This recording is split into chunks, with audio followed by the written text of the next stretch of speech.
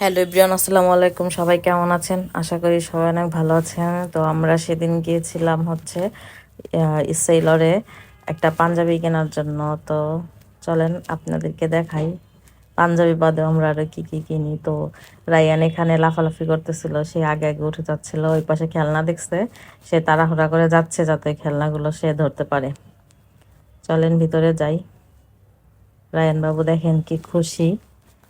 বাহিরে এসে আমরা পাঞ্জাবের সেক্টর খুঁজতেছিলাম, তো এই আপুটা বলতেছিল ভিডিও করা নিষেধ।